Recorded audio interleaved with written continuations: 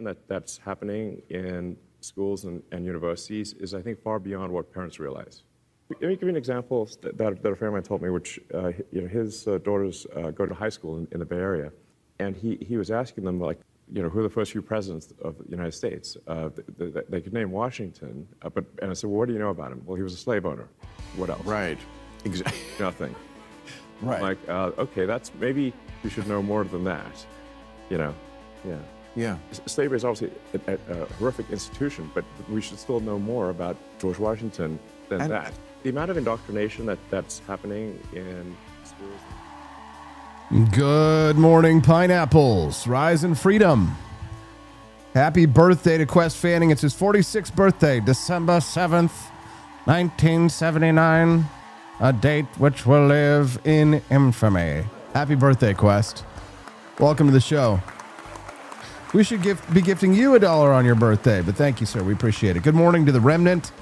Good morning to the deplorables. Good morning to the lost generation, because for 10 years you were gaslit. You were told that you didn't get the job because you weren't good enough. You were told you didn't get the promotion because you needed to, quote, check your privilege. And if you dared to whisper, just whisper, maybe, just maybe, the deck was stacked against you because of your skin color or your gender, you were laughed out of the room. Or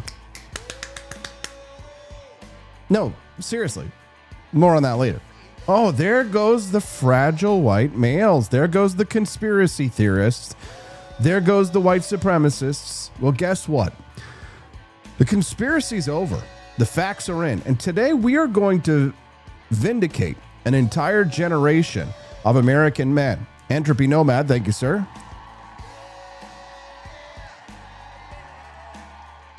Welcome to Wake Up America. I'm your host, Austin Peterson. We're the only show that loves liberty more than the government hates you. And folks, that is a high bar today. Click that like button. We've got a monster show for you, a vindication show. We're going to lead with this bombshell report from Compact Magazine. It's already had over 6 million views, well on its way to hit probably 10 million by the end of today. A bombshell report from Compact Magazine. They crunched the numbers on the Great Awakening, and the result, a literal purge. We aren't talking about implicit bias here. We're talking about the systematic removal of white men from Hollywood, from medicine, from tech, and from the C-suite entirely. They didn't just hire diversely, they deleted the competition. My generation. If you're a guy in your 30s or early 40s, wondering why your career stalled or why your HR director bought a second boat, you're going to need to hear my A1 monologue today. The receipts are ugly, but you know what? The truth is beautiful, even if it hurts. Three Dog, bringing you the truth, no matter how bad it hurts. Welcome to the Wake Up America show. I'm your host, Austin Peterson. We're glad and thankful to have you here. We're not just looking back, though, today on today's show. We're going to be looking at the counter-strike, the Empire Strikes Back. So in the segment after the A1, the Empire is striking back against the Empire, interestingly enough. The Trump administration and Education Secretary Linda McMahon have dropped the hammer on what they call biased professors. So we're talking about the new Compact for Excellence. So if you're a tenured radical using your classroom to recruit for the revolution, pack your bags, because the taxpayer gravy train is ending. So we've got the details on the Professor Purge that has the Ivy League sweating through their tweed jackets. Laissez-faire, bruh. L-Dubs getting the... I don't want to set the world on fire. Well, maybe I do. Then strap in, because Judge Napolitano is in the house. Ow! And he brings a warning that you cannot ignore today at 8 a.m. Central. The calendar says December 2025. This means that we are weeks away from a 2026 mandate called the kill switch. So the feds want a sensor in your dashboard that can shut off your engine if the algorithm decides you are too distracted. Judge Napolitano asked the question, if they can turn off your car, are you a driver or are you just a passenger in the government's vehicle you happen to pay for? We're also going to dive into the Senate's resolution to condemn Tucker Carlson. The judge says it's unconstitutional. I say it's pathetic. We will discuss. And closing out the hour, we're going to replay my conversation with Carrie Sloan. The media is lying to you about the Bondi Junction attack. They want you to believe that gun-free zones make you safe. Carrie explains why those signs are really just advertisements for victim-rich environments. But some people who were victims refuse to be. This is what one daughter of one of the victims had to say about her prime minister. Take a listen to this. Tony Burke, as far as I'm concerned, and Wong and Albanese, they're committing treason upon Australia. They're betraying Australia with the way that they've handled everything. I don't believe anything that he says. I don't think anyone does. And they're bringing unvetted people into the country more and more for votes. And I'm sorry if I'm not being politically correct. I'm just a person. This is not what I do. But I feel very betrayed. I think Australia should feel very betrayed by the Wong Albanese government. Minister, the problem that you would have just heard, of course, we spoke to Victoria. Her father was shot here on Sunday. The community is seething. The Jewish community has been warning the government about an imminent attack of the very nature that we saw. No one wanted it to happen, but they say they are not surprised. And they blame you. She accused you of treason. She accused you and the government of treason, of not looking after the Jewish community and the Australian community as a whole. How do you respond to that? Because they feel as though they have been left out. Look, if I start with this, that where things are so raw, the last thing I'm going to do is be in an argument with someone who's gone through that with their parent. Yeah, you better not.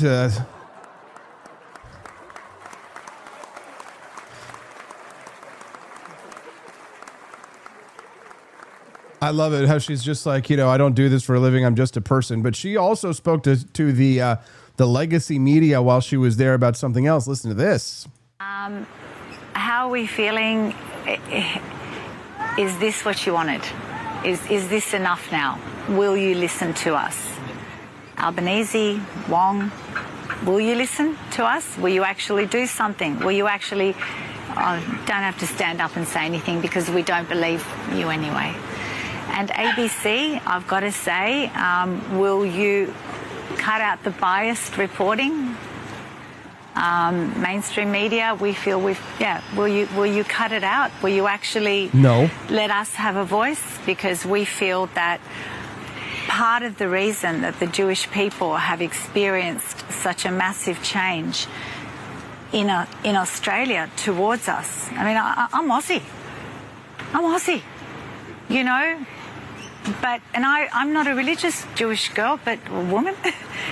But since October the 7th, since all the hatred that's been thrown at us, I started to wear my Magen David because I'm Jewish. And if you have something to say, you can say it to me. And ABC, please stop with the biased reporting. Victoria. Happy Hanukkah. Now, before we light the fires and the candles today, this is a reminder. This show exists because of you. Thank you to our donors this morning, Entropy Nomad and Quest. We're very grateful for you. We don't have a DEI department over here at the For Liberty Network. We don't have BlackRock funding. We have the Founding Flavors Army. If you're drinking that grocery store sludge, stop it. Stop it. You are drinking hate. Did you know that if you buy Starbucks... If you buy Starbucks, you are paying for Starbucks to send their employees to go get abortions. So, be like Entropy Nomad. Give subscriptions to our friends and followers over here on the Wake Up America show. I was calling yesterday to do gratitude calls, and I spoke to one of our lovely supporters who was saying that she was thinking about becoming a subscribing member because over on Rumble because she was missing out on Justin's Friday segments. So when you gift those subscriptions like that, Entropy, thank you. You might be helping someone who really wants to see Justin's appearances on Friday. So thank you very much to those gift subscribers, to those gifts. That's very generous of you. We're so grateful for that. Thank you. Dad Bod Baboon, he wrote his review of Voltaire's Mushroom Coffee. That's done. Thank you very much. For those of you who know the rules, I will be quick about this, but there are always people who watch the show who have no idea what the rules are. We have games that we play on this show for real prizes if we unlock certain levels of bonus content. We're well on the way to unlocking the bonus content now. At $100, we unlock the bonus content phase 1, which is our little mini documentary that we show instead of commercials when we go to guests. It's way more fun and it's informative, and usually it's a Lego themed style, so kids like it too. And then at phase 2, if we raise $150 on today's show, then that will unlock the game show. We start playing the Great Grift Off, where you can compete for real prizes on your mobile phone at home with fun trivia games, usually holiday themed, and it's an absolute blast. At $200, you may want to only raise $199 because at $200, I'm singing drunken Christmas songs. I doubt we'll get there, but who knows? With the generosity of people like Entropy Nomad and Quest Fanning, who knows what we could do. So my recommendation, guys, head over to forlibertyshop.com this morning. Buy a box of Founding Flavors coffee. Dad Bod Baboon went over and he tried the mushroom coffee, and he's writing his review right now. Speaking of me drunk on the holidays. Liberal, liberal, liberal, liberal, liberal, liberal, liberal, liberal, liberal, happy fun, la la la, human smuggling, fentanyl gas, forced government euthanasia, chopping up children's genitals, la la la la la, la la la. If you're against forced euthanasia and liberals, grab a box of Founding Flavors this morning and let's get it on, right? For the last 10 years, if you're a man, specifically a white man in this country, under the age of about 44, I'm 44, so I'm the tippiest top of the most geriatric of millennials, then you might be like me, and you might have lived with this quiet, gnawing suspicion. I mean, you felt it when you applied for that middle management job at the bank. You had the MBA. You had the experience. But the job went to the external hire who checked a different box.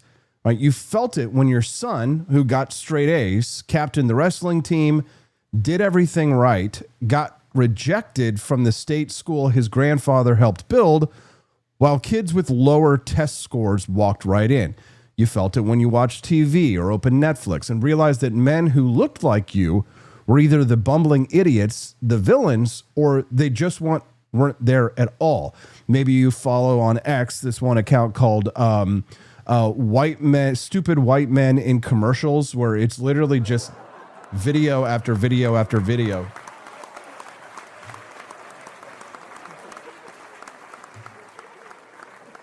Oh, yeah, it's stupid white ads. If you go to stupid white ads over on X, you can find perfect examples of them.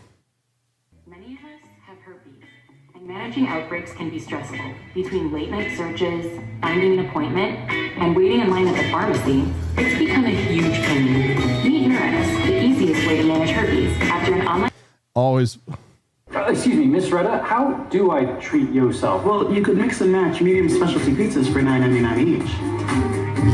Yeah, you idiot. Dad, I want you to meet my boyfriend. Oh, wow. You are even yummier, saltier in person. I could just... Cravings can happen anywhere. Okay, that one's kind of funny, honestly. Happy he's been acting like a kid. Can I have some Doritos? Can I have some Doritos? Literally, he's become a man-child. I told you no Doritos before dinner. No. No? A grown man acting like a child. It's challenging. Yeah, there it is. That right there is proof the American dream was stolen and the sexes were put against one another in the process, Entropy Nomad says. Correct.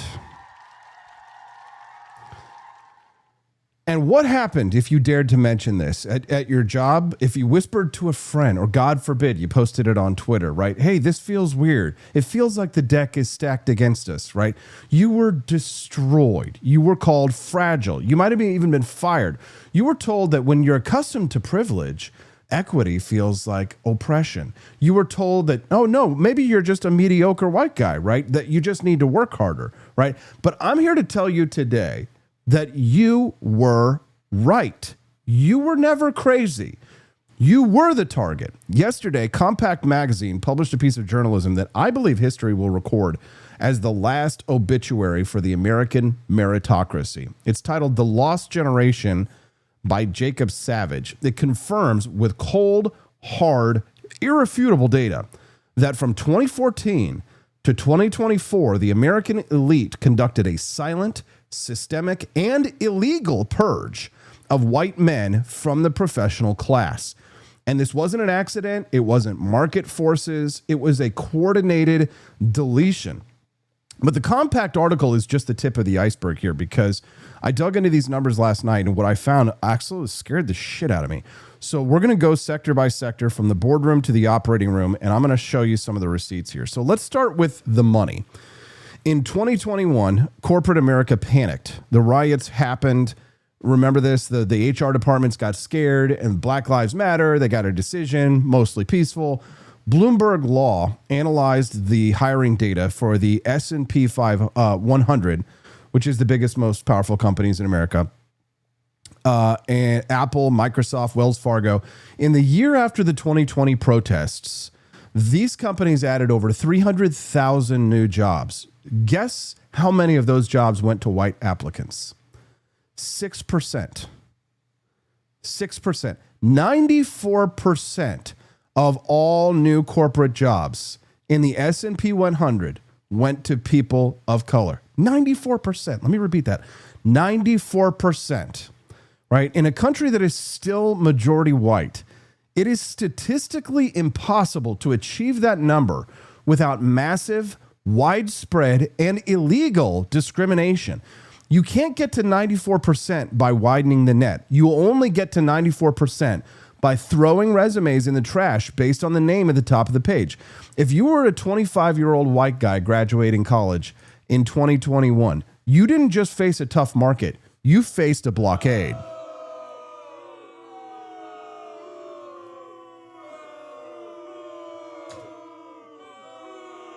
This is why part of me, like back when I used to think about applying for jobs, I saw this coming, by the way, and it was like 2013, and I was like, you know, if you're not a chick with nice breasts, you're not going anywhere in this industry, at least not through the corporate route. So I just started my own thing, right? If you're like Drew Van Runkle and me, the mediocrest of white guys, then the only way that you had a chance of succeeding was to start your own business. Am I right, white boys? Laissez-faire bra, another white guy, but definitely not mediocre, says donating since he won a gift card last week. Hope everyone has a great day. Thanks, brother. No, for a while I was actually thinking about doing a where is that? So here we go. Yeah, I was actually thinking about pulling a is this it? There we go. I was actually thinking about pulling one of these. Oh, where's the stinking audio? Down! Get down! Haven't you ever wanted to apply for a job with like a name like Kwame Kilpatrick or something? Blackface comedy they put out in the 80s. What's happening, brother?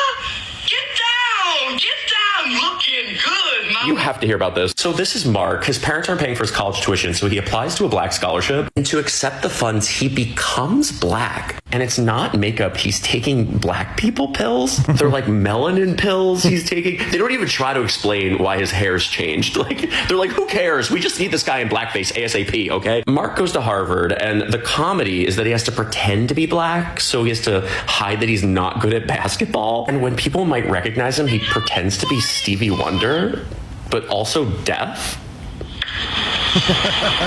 So bad. He starts hooking up with a young Jan Levin. So bad. So bad it's good. If I could be any black man, it would definitely be L-Dubs, right? The trail. So 94% of those jobs that were created at the S&P 100, 94% went to anyone but a white guy. If you were a 25-year-old white guy graduating college in 2021, you faced a blockade of opportunities, right? Now, the left is going to say, Austin, that is a statistical anomaly, right?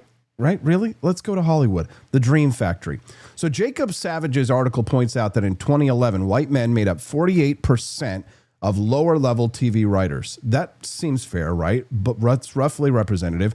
But by 2024, the number collapsed to 11.9%. That's not a drift. That's a mandate. That's a mandate. And we have the video evidence. Remember Michael Giordano? He was the senior vice president at Disney. He was caught on hidden camera last year admitting it. He said explicitly, quote, "There is no way we are hiring a white male for this role." He said they pass over qualified men constantly to avoid looking at a white male in the room. They deleted an entire generation of storytellers. And you wonder why modern movies feel hollow. You wonder why every script feels like a lecture, because they fired the people who want to entertain you and replaced them with the people who want to re-educate you.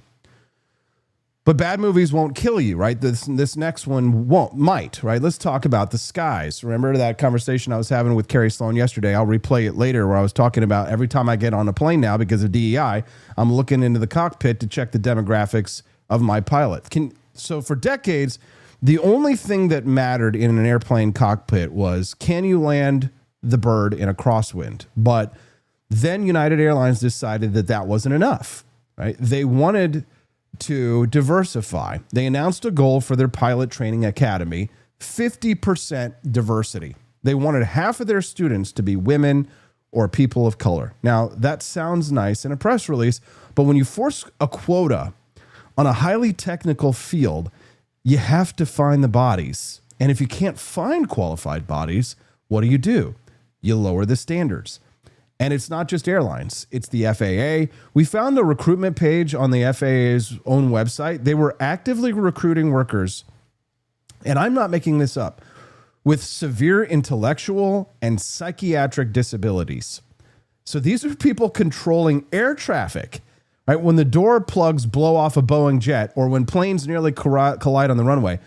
Don't tell me that's a coincidence, right? We replaced the right stuff with the right identity, and we're playing Russian roulette with physics, right? And if you survive the flight, pray you don't need a surgeon, because the rot has gone deep into American medicine. In 2014, white men were 31% of medical students. Today, they're 20%. That is a 10-point drop in a decade.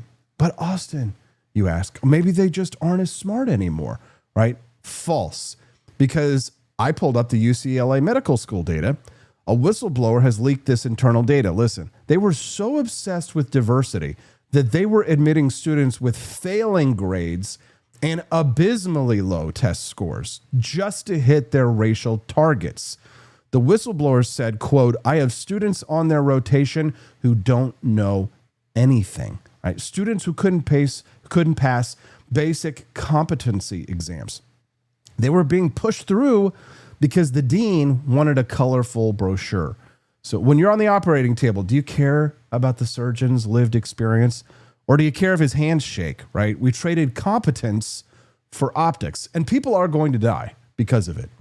Right? And then finally, let's look at who defends us, right? Let's look at the real rubber where it hits the road here. The U.S. military is facing the worst recruitment crisis in its history. They're missing their goals by thousands because the backbone of the military, the white rural Southern male, stopped showing up. And why would they show up, right? They watched the chairman of the Joint Chiefs talk about white rage. They watched the Pentagon spend millions on DEI seminars while veterans were sleeping under bridges. And they realized that the institutions that their fathers and grandfathers died for actually hates them. So they voted with their feet. They stayed home. And now we have a hollowed out force. Now, I want to address the elephant in the room, because the question everyone asks, right, Austin, who allowed this? Who signed off on this? It wasn't the 22-year-old purple-haired activist on TikTok. Like, she has no power. It was her grandfather. It was the boomers. It was the Gen X executives, the CEO of Disney, the dean of Harvard, the general at the Pentagon. They were almost all white men in their 60s. And in 2020, when the mob came to their door demanding equity, they had a choice. They could have stood up for merit. They could have said, no, we hire the best, but they didn't. They were scared. They wanted to keep their Hamptons houses. They wanted to keep their private jet. So they cut a deal. They said, okay, you can have the jobs, but you can't have my job. Take the entry-level jobs and take the mid-level jobs. So they sacrificed the careers of their own sons to buy insurance for themselves. They paid the Danegeld, right, with your future. The lost generation wasn't lost. It was sold out. So.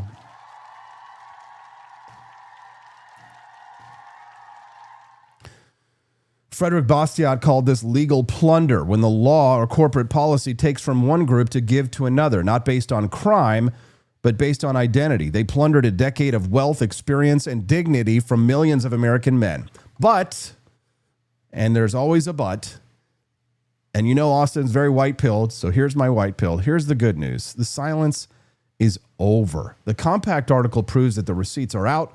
Lawsuits are already flying off the shelves. The S&P 100 companies are scrubbing DEI from their websites faster than you can say lawsuit because they know that this new administration is coming for them. The lost generation, us, are waking up.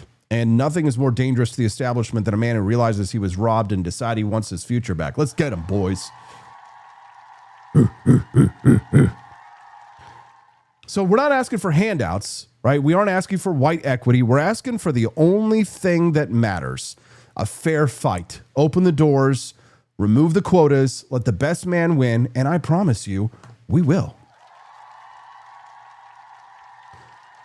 So we start by building our own. We start by supporting companies that never sold us out. Founding Flavors Coffee. We hire based on merit. We roast based on excellence. Stop funding people who hate you. Go to forlibertyshop.com. Fuel the counter revolution. I'm Austin Peterson, and the Purge ends today. Talking points are from 2001, which is why I yawned. The DeLorean right now is in 2025.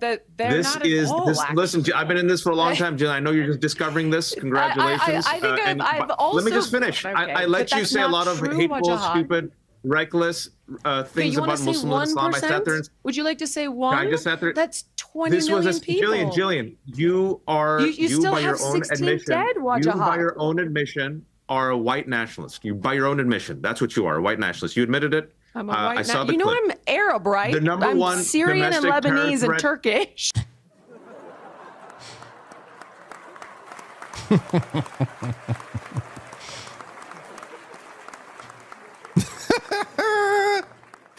Ridiculous. Welcome to the Wake Up America Show. I'm your host, Austin Peterson. Do we like what we hear today? Yes and no, right?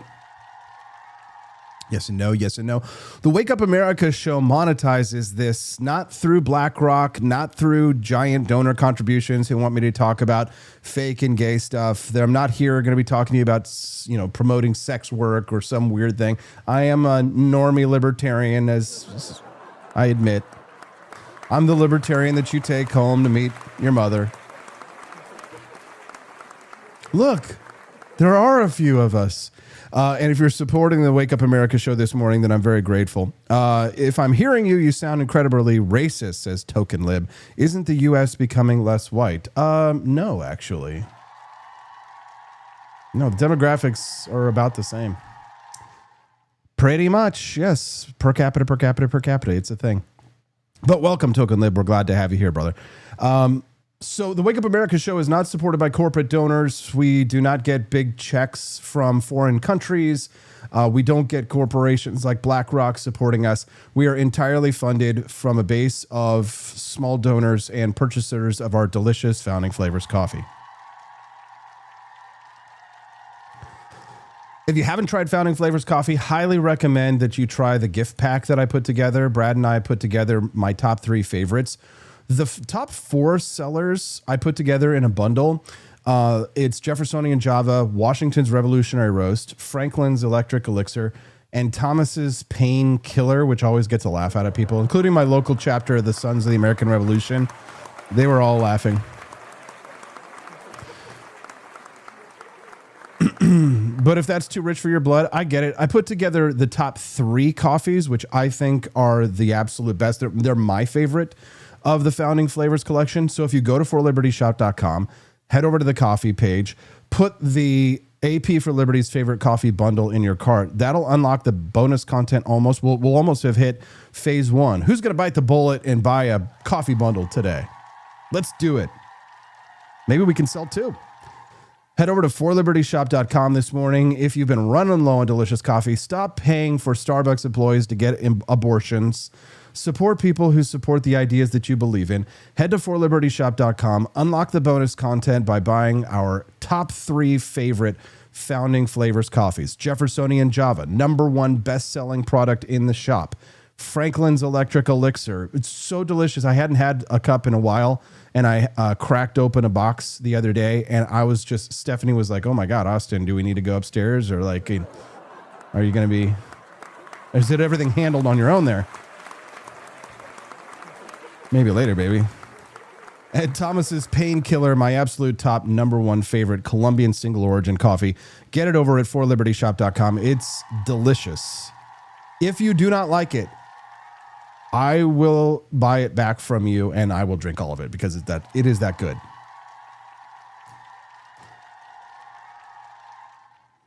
Okay, so in our last segment, we detailed the corporate purge. We talked about the HR departments of the Fortune 100 how they sold out a generation of men to save their own bonuses. But if corporate America was the muscle of this operation, then the American university system was the brain. This is where the virus was engineered. This is where the lost generation was told for the first time that their ambition was toxic and their existence was a problem to be solved. Thank you, Andy Opperman. Traveling, Merry Christmas, sir. Define Nibber and G00K first, says Racist Man over in the chat. Hey, Ray. Welcome to the show, brother. I'm going right for it this morning. So for 20 years, these tenured radicals with total immunity, they sat in their ivy-covered offices. They were shielded by the taxpayer. And they were thinking, I have tenure, I have academic freedom, I can rig the hiring process, I can discriminate against Americans, and I can preach hatred, and you still have to pay my salary. But, 1 Minuten bitte. I have breaking news from the White House. The free ride is over. The compact has arrived, and the purge is coming for professors. So I'm going to cue up my Linda McMahon poster here. So on December 3rd, Secretary of Education Linda McMahon hosted a meeting that the media was too terrified to cover. The title was Biased Professors, Woke Administrators, and the End of Free Inquiry. So she didn't invite the teachers' unions. She didn't invite the DEI deans. She invited the dissidents, and she dropped a document on the table called the Compact for Excellence in Higher Education. And this is not a suggestion. It was a funding threat. The message to the Ivy League presidents was simple. You want your federal research grants that you have been getting? You want your students to get federal loans? Then you have to stop running your universities like political re-education camps. You will stop the illegal discrimination against American white men. And if you don't, the money stops. God bless it. God bless America.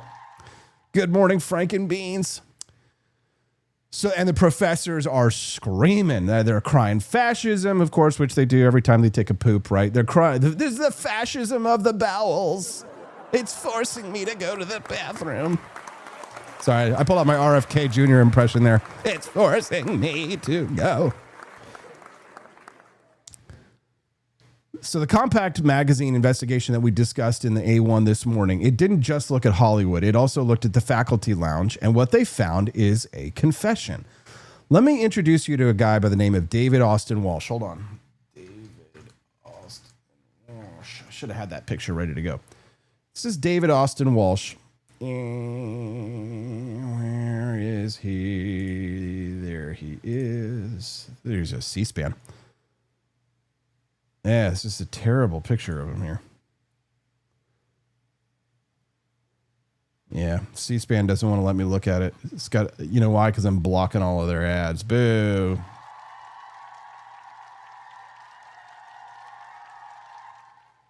You can kind of see him here on this one. So this is David Austin Walsh. He's a postdoctoral historian at Yale. He is a leftist. And he's a guy who played by the rules, but he made the mistake of saying the quiet part out loud. He tweeted, "I'm 35 years old, and quite frankly, I'm also a white dude. Combine those factors together, and I'm for all intents and purposes unemployable." Now, he wasn't whining. He was saying a statistical fact. And what happened? Did the Academy say, "Oh, we have a problem"? Oh, no. The New York Times' Nicole Hannah-Jones mocked him, saying, "You all are just laughable." A George Washington University professor gaslit him, saying that white males hold 40% of the faculty seats, so there's no discrimination. This is the lie.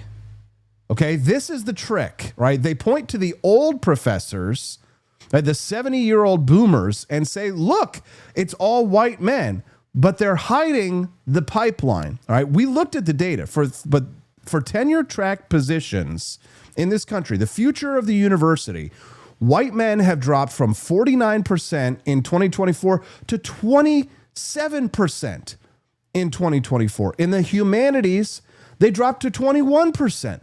So if you are a young white man who wants to teach history in this country, good luck. The door is nailed shut. All right, but it gets worse because this is the part that borders on treason. You would think that the American universities, funded by American taxpayer dollars, people like you and I, right, that they would prioritize American scholars, right? Wrong. Right? The investigation found a loophole that is going to make your blood boil here. Universities are deliberately hiring European white men over American white men because in the federal diversity statistics, this is called IPEDS, IPEDS, a foreign national on a work visa doesn't count as white. I'm not kidding. They don't count. They're categorized as a non-resident alien. So if Yale hires a white guy from Ohio, their diversity score goes down. But if they hire a white guy from France, their diversity score stays clean. And the data proves this. Among new PhDs, white temporary visa holders are twice as likely to get a tenure track job as U.S. citizens. They're importing foreign scabs to replace American scholars just to game a government spreadsheet. And this is America last in its purest form. But Austin, we just hire the best specialists for the job. Let me tell you about a thing called cluster hiring. And now we're really getting into the shit, right? This is the administrative trick that they're using to bypass the law. This is what we have got to crow from the top of our medieval towers. This is the trick.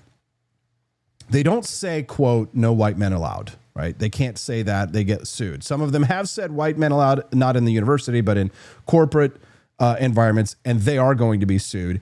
And God bless America, they should be.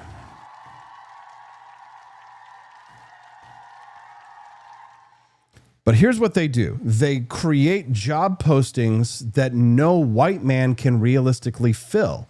So they post a job for a professor of transgender studies or a cluster hire in Latinx studies. Right? So, and the Compact article that I was sharing with earlier, they exposed this ruthlessly. You have got to read every word of this piece. An Ivy League professor said, the way you try to demographically diversify without making it explicit is searching in areas where the areas are strongly correlated with an ethnicity. So if you study military history or if you study the Constitution, you're dead. One graduate student was told explicitly, drop all of that military history, because that's white and European and male and dead. So they aren't teaching history. They're teaching grievance. And they're rigging the game to ensure that no one who looks like you can ever teach it. Now, if you're L-Dubs, you're good. If you're JJ4884, you're in. And God bless it, guys. Unless you're gay, says Joni, right? And who is doing this? Right? It's not the students. Again, it's the boomers. Look at the Yale history department. They have 10 white male professors over the age of 70. But among the 16 young tenure track professors, just one white man. So the boomers got to keep their jobs. They kept their tenure, and then they pulled the ladder up beneath them. All right, look at Brown University. So the provost, Richard Locke, he's a white boomer was seen bragging about his diversity action plan, he forced every department to hire based on race. And when he was done, did he step down from his job to make room for a person of color? Oh, no. He took a golden parachute at Apple University, and he was replaced by another white boomer, right? They sacrificed you to save themselves.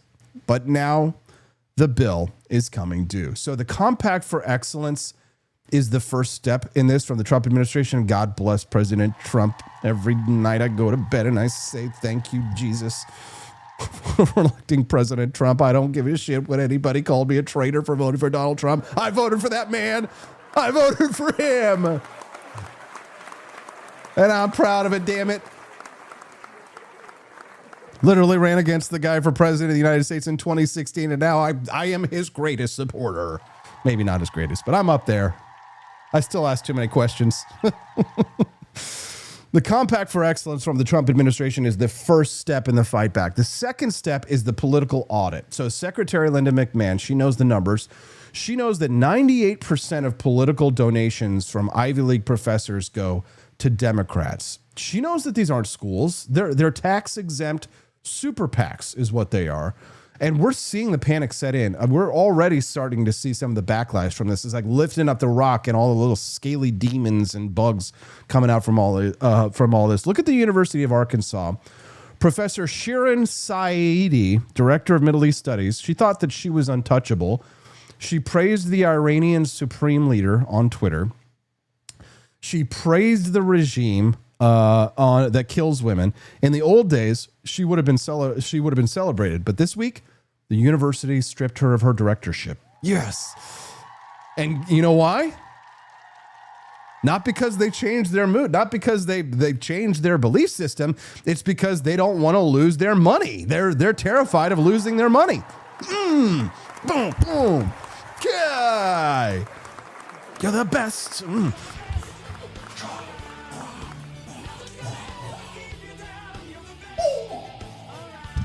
Sorry, today's Wednesday. And on Wednesdays, we do karate. Hey, Wednesday nights, I love it.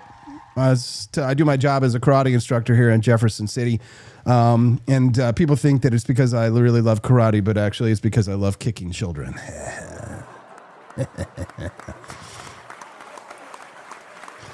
Mai geri, yoko geri, moashi geri. I love this story. So the era of the tenured radical is coming to an end. For a decade, they told the lost generation, our generation, that merit was a myth. They told you that your skin color was a sin. They told you that you were unemployable, that you were a mediocre white man, right? But it's not true. It was a lie. Now we have the numbers, and now they are the ones. Shireen Shaidi is out on the unemployment line. God bless America. The federal government is finally asking the question, why should the American worker subsidize people who hate him? Why should we fund universities that refuse to hire Americans? The answer is we shouldn't and we won't. The purge is over. The audit has begun. All right. So coming up in just a few minutes, 15 minutes from now, we're going to hear from Judge Andrew Napolitano. He's going to be joining us live this morning from New York City. He says that the 2026 kill switch mandate isn't about a safety feature. He says it's a surveillance device that ends the Fourth Amendment. Can the feds shut down your car if you don't pay your taxes? The answer is yes. And the judge explains how we fight back. So make sure you stick around for that. It's clearly also really tragic just for the Reiner family. Oh, yes. I mean, you have no problem calling out what the president said, but why do you think other Republicans have struggled to do so? I can't comprehend it, but Caitlin, I'd like to point something out. Just last week, and I think the dam is breaking. Many Republicans may not have called him out, but last week 13 Republicans voted with Democrats to overturn one of President Trump's executive orders, which enabled him to fire federal workers. We also saw Indiana Republicans vote against redistricting. He didn't call any of them traitors and call for primaries against them. But I would like to say that that is a sign where you're seeing Republicans, they're entering the campaign phase for 2026, which is a large signal that lame duck season has begun and that Republicans will go in all in for themselves in order to save their own reelections. Yeah.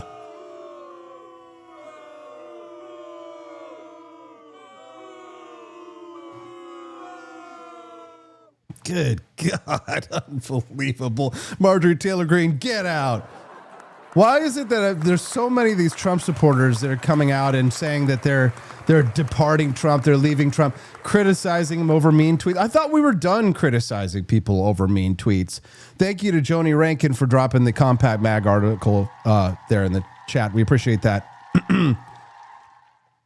For those of you who are tuning into the Wake Up America show, it'd be great if you would click the like button, help us to grow the Wake Up America show. And if today's your first time watching the Wake Up America show, we would love to have you be a regular guest. And all you have to do is click the follow button underneath the video stream over on Rumble. When you click the follow button, you'll get a notification on your Rumble app, which tells you when we go live, which is 5 days a week. So this show is 5 days a week, Monday through Friday, 7 to 9 a.m. Central Time. We'd be so grateful to have you be a regular guest on the Wake Up America show. And I am super grateful for Rumble for making it possible for me to share these incredible live reads for you. So if you're still scrambling for a Christmas gift, while many shipping deadlines have already passed, then I got a lifeline for you. The Chicago Steak Company at mychicagosteak.com/rumble.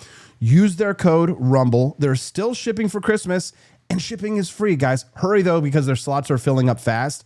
You can gift your loved ones the top 2% of beef in America, USDA Prime and Premium Angus, hand-cut by master butchers, marbling so good it sizzles on a hot pan, fills the whole house with delicious smells, that buttery meat goodness. You know what I'm talking about. If you spend $229, they're going to throw in 6 free ribeyes plus free shipping, $240 in premium steak on the house. Your gift shows up in a black and gold box packed with dry ice. They crack it open. The vapor rolls out. Instant Christmas feel. Skip the sweater. Give them something they'll actually remember. mychicagosteak.com/rumble. Use that code RUMBLE, RUMBLE. What does that mean? You know what I mean. You guys, I freaking love it. 110 people watching us here on the Wake Up America show today. Well, you guys all want to see Judge Napolitano? Okay, 10 minutes from now. Judge Nap. So here's the thing. So we've raised $82 towards this bonus content. That's incredible. If we raise another $20, then instead of having to watch our commercials when we go get the judge, because I produce this show all myself, so I have like commercials to buy time for myself so I can get the judge on the screen, make sure he looks good, and get him on here. It's like, you know, it's like that monkey that's like, and I'm playing the harmonica, and it's like, the hook brings you back. That's how this show is. It runs in the mornings. It's kind of psychotic. I don't know if you can see. They got 2 keyboards here. I got all this kind of stuff. There's a fan here blowing right now. And I'm proud to be an American, because at least I know I'm free. But God bless the man who's white, because he can't get seniority. If you're a minority like L-Dubs, you can get a job for free. And I won't forget the gays who died. White, black, brown, yellow, green. Who the heck cares? Morgan Freeman said it best. Stop talking about it and just focus on the people. We the people. Thank you, Frankenbeans. Hey, Frankenbeans, can I ask you a flavor, bud? Will you donate $20 and unlock the bonus content so we can watch that Lego mini documentary this morning? Come on. RESPCT, find out what it means to me. Honestly, I feel like the more these people like Marjorie Taylor Greene are abandoning Donald Trump, I just like him more and more. And I don't know why. I just feel as if he's gotten better and better. I'm not the only person who is sounding more and more Trumpish who used to be from a different end of the political spectrum. Listen to this guy. Mainstream outlets like the New York Times is constantly a strong anti-Israel views on those things, and other media as well, to call it what it is. And now here in my own party, I've been incredibly disappointed, and people are trying to pretend these kinds of words and terms like, from the river to the sea, or to globalize the intifada and all those other things. We all know. Did he say globalize the intifada or globalize the frittata, the delicious breakfast frittata?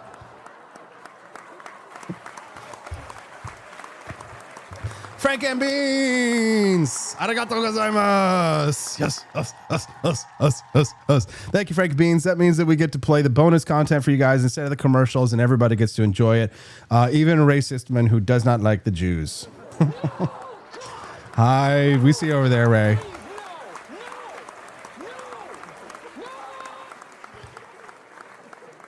We're grateful to have you here on the Wake Up America show, even if you hate some of us. Hopefully, we'll change your mind on a few things before we go. Judge Napolitano is going to be here live in less than 5, so don't go away, guys.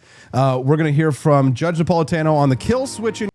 Has the Department of Government Efficiency delivered on promises to downsize federal employment, cut regulations, and reduce federal spending? As the Department of Government Efficiency, DOGE, transitioned from internet meme to real-life government reform effort, the agency claimed it would achieve many far-reaching, seemingly improbable goals. It was going to slash $2 trillion in federal spending, eliminate burdensome and unconstitutional regulations, upgrade the federal government's tech stack, evict the woke deep state, and, time permitting, balance the budget. When it launched, both DOGE supporters and critics seemed to believe the agency was striving for the wholesale dismantling of the federal government. As the dust settles 1 year later, we can get a more accurate sense of how much DOGE has done to shrink and streamline the federal government. Its cost-cutting efforts have been unsuccessful, but it did accomplish quite a bit towards shrinking the federal government's workforce. The Trump administration's deregulatory drive has been moderately successful, although it's debatable how much credit DOGE should receive for that. Federal employment. DOGE's biggest success on its own terms has been its reduction in federal employees. When the second Trump administration came into office in January 2024, there were some 2.4 million civilian federal employees. That's about 1.5% of all employed civilian workers. In its August 2025 jobs report, the Bureau of Labor Statistics, BLS, found 97,000 fewer federal workers by the end of that month. That figure does not include the 154,000 workers who accepted DOGE's fork-in-the-road offer to voluntarily leave their federal jobs in exchange for being paid through the end of September 2025. The precise impact of these deferred resignations on federal employment is difficult to parse, as the October government shutdown has delayed the release of BLS jobs reports that would count the federal workers lost through deferred resignations. The Partnership for Public Service estimates that as of late September 2025, 201,000 people had left federal employment during the second Trump administration through deferred resignations, early retirements, reductions in force, and the layoffs of probationary employees. This measure isn't a complete snapshot of the fall in federal employment, as it does not include new hires, like all those extra immigration and customs enforcement agents or people retiring on schedule.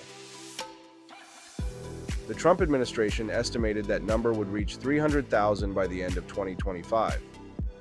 If that larger figure stands, the Trump administration will have managed to cut the federal workforce by some 12%. Federal regulation. A core component of DOGE's original mission, as outlined in a Wall Street Journal op-ed co-authored by Elon Musk and Vivek Ramaswamy, was to unilaterally cut federal red tape. The actual deregulation we've seen under the Trump administration has come from more traditional routes. Individual agencies issuing deregulatory rules and actions. Early in his term, the president instructed agencies to impose total regulatory costs that were significantly less than zero, and to eliminate 10 rules for every one rule adopted. According to a parsing of the latest unified agenda by the Economic Policy Innovation Center, the administration is closer to a 5-to-1 ratio of deregulatory actions to regulatory actions. It has taken 778 active deregulatory actions compared to 161 active regulatory actions. Significant deregulatory actions, those with an estimated economic effect of 100 million or more, number 71 compared to 31 significant regulatory actions. That's less than the Trump administration's goal, but significantly more deregulation than the Biden administration managed. since it added $1.8 trillion in new regulatory costs. Federal spending. Doge's impact on federal spending is murkier, largely due to its inability to accurately and transparently account for its own claimed savings. The agency's website says that it has saved taxpayers $214 billion by canceling contracts, grants, and leases. Unfortunately, Doge's wall of receipts tallying these savings is riddled with errors and accounting gimmicks. For instance, the agency will count as a savings the entire value of a contract it canceled, even if much of the obligated money has already been spent. Another Doge savings gimmick is to lower the maximum amount the government could potentially spend on a contract, even though those funds had not been spent, and likely never would have been spent. This practice, it's been pointed out, is comparable to taking out a credit card with a $20,000 limit, canceling the card, and then claiming you've saved $20,000.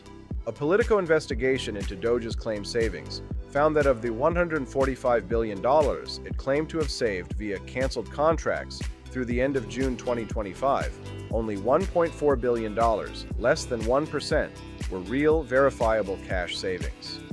Doge did help identify and pause spending that would become the $8.9 billion rescission package passed by Congress in July. For context, that rescission package amounts to less than 1% of the federal discretionary budget. Federal spending in FY 2025 is an ominous $666 trillion compared to $629 trillion in FY 2024. The deficit stands at $1.8 trillion.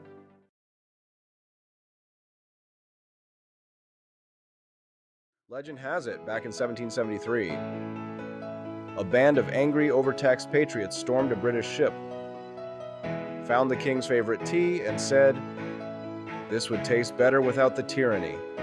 Then they tossed it overboard. Fast forward to today. That revolutionary spirit lives on in Boston Harbor Black, the boldest brew in the 4 Libert tea lineup. It's dark, it's smooth, it's unapologetically American, just like the folks who drink it. Whether you're sweetening it up on the front porch or drinking it straight like a Minuteman before battle, this isn't tea for royalty, it's tea for rebels. No fake flavors, no corporate slogans, just a cold glass of Don't Tread on Me in liquid form. So skip the woke iced tea aisle and stock up on Boston Harbor Black at 4libertyshop.com. Because when the heat's rising, the least you can do is drink like a patriot.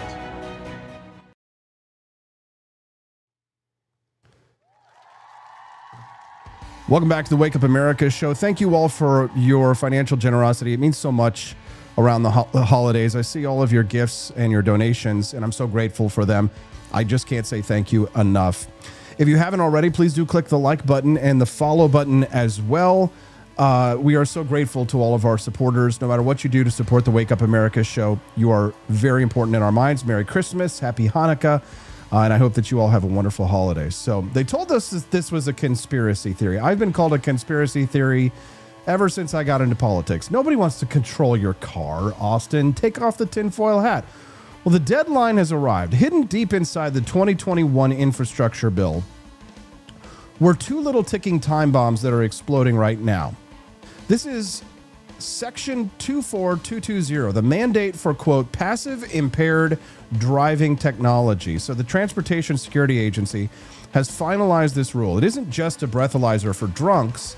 It's a sensor suite that monitors your eye movement and driving patterns. Kind of like if you've ever ridden in a Tesla car, one of those self-driving cars, they have this technology administered. Well, the federal government wants it to be in all cars. Essentially, they could legally shut your car off if they wanted to. So a remote kill switch. And then there's the National Per Mile User Fee pilot, which they're rolling out in California. It's a test program to tax you for every mile that you drive, track where you go, when you go, and charge you for the privilege of leaving your driveway. It's the end of the open road and the beginning of the subscription state. And if seizing your car wasn't enough, the Senate is now moving to seize your voice. Majority Leader Chuck Schumer has introduced a resolution to officially condemn a private journalist for the crime of interviewing a guest that the government dislikes. Joining us now is a man who warned us that the Fourth Amendment was dying. Now he's here to read the obituary. He's the host of the Judging Freedom podcast and a contributor to Newsmax, a great light of liberty. Judge Andrew Napolitano joins us live on the Wake Up America show. Judge, Merry Christmas. dark days in the Republic, isn't it? Yeah, very dark days in the Republic under Republican administrations. Republicans once stood for small government and maximum individual liberty. They're now as incestuously deep into the control of private behavior as the Democrats were. The idea that the government would know where you're going and monitor your movements is antithetical to the Fourth Amendment. It's a form of surveillance, and surveillance requires a search warrant. And a search warrant can only be issued on the basis of probable cause of crime. This is very, very clear. The opinion was written by the late, great Justice Scalia, where the FBI decided to put a GPS tracking device in a guy's car without telling him. And it tracked him, and it demonstrated clearly that he was a bank robber who committed a significant bank robbery. A conviction all the way up to the Supreme Court, which invalidated the conviction and said the FBI had no right to put that device on the car without a search warrant. Well, the National Transportation Safety Board, or whoever it is that issues these regulations that Congress is too gutless to issue, is regulated by the same Fourth Amendment as the FBI. And what was illegal for the FBI to do is illegal for these bureaucrats to do.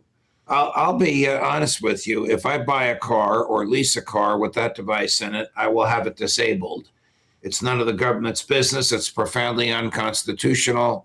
I'll take my chances with a good old-fashioned red-blooded American jury. There we go, Judge. Now, our friend Quest Fanning, it's his birthday today. He's a huge fan of yours. Lives in Brooklyn, not too far from you. He says that the alertness monitoring is the only safety option I didn't get for our Subaru Outback. So right now, it's voluntary in cars. You can get it as an option. But with the government, what is once voluntary eventually becomes mandatory. Isn't that the case? Correct. What was once temporary becomes permanent. There's nothing more permanent than a temporary government program. There's nothing more compelling than a government voluntary program. This fellow in Brooklyn is 100% correct. Look, if you want the government to monitor you, they'll be happy to do so. By the way, how well is the surveillance state working these days in Providence, Rhode Island, where every movement you make is watched, except when you go on the Brown campus and murder 2 students while they're taking their final exams? How well is it working in Brookline, Massachusetts, where you can murder a professor from the street while the professor is sitting in his home office in his house? How well did it work in Los Angeles, where Meathead's son butchered him and then ran away, and there's no tapes of him running? Judge Representative Thomas Massey calls this a kill switch. He says if the government has a digital backdoor to shut off your car for safety, what stops them from shutting it off because I'm a dissident or I haven't paid my taxes? Is there any legal firewall here? Well, I agree, of course, with Congressman Massey. The firewall would be the Fourth Amendment, that the government cannot enter your car without directly or digitally, directly or remotely, without a search warrant. Unfortunately, someone will have to, because of the standing requirements in the Constitution, someone will have to be targeted by the government and suffer at the government's hands before they're in a position to challenge this. Judge, one of our audience members had a question for you about the checks and balances, talking about, we always talk about checks and balances on the Congress or on the president, but what are some of the checks and balances on the judicial branch? None. Just the Supreme Court. I mean, the whole purpose of an independent judiciary is to be anti-democratic, to preserve the life, liberty, and property of the minority from the tyranny of the majority. This piece of rulemaking, it can't be called legislation because it wasn't enacted by the Congress, is a species of the tyranny of the majority because it comes from a government that the majority has elected. It's up to the judiciary to be faithful to the Constitution and invalidate it. The one restraint on the judiciary that Congress can exercise is jurisdictional. So Congress can say, for example, federal courts do not have jurisdiction over abortion. That would, of course, delight the left, but the Congress could do that by ordinary legislation. The federal courts don't have jurisdiction over bank robberies. That would be ridiculous, but the Congress could do that. The federal courts don't have jurisdiction over the Fourth Amendment. Congress could not do that. So there are areas of human behavior that the federal courts, that the Congress could take away from the federal courts that would put those areas into the state courts. Now, look, Joe, I've often agreed with our mutual friend Tom Woods. We actually did a program on this once back at the Mises Institute. That Madison's idea, and you and I have been emailing about Madison. There's a good Madison and a bad Madison. But Madison's idea was that the highest state court of a state would determine what the Constitution means in that state, not the Supreme Court of the United States. So if the state of Kentucky, the highest court in the state, wanted to declare the Alien and Sedition Acts unconstitutional, this is what literally happened, the Alien and Sedition Acts would be unconstitutional in Kentucky, and no federal agents could come in to enforce it. Unfortunately, we don't have that. The federal judiciary, after Marbury against Madison, led by the monstrous uber federalist Thomas Jefferson's cousin, with whom he never spoke in his adult life, John Marshall, ruled that the federal courts are the judge of their own authority.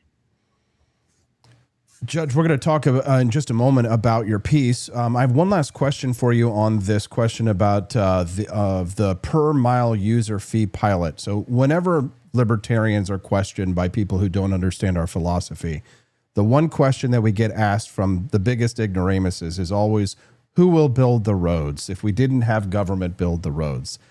We're challenged by this question about how to pay for the roads. You and I know we would rather have private corporations create the roads because they would rather have consumers move onto high quality roads just like they do in Disney World, which are all private roads.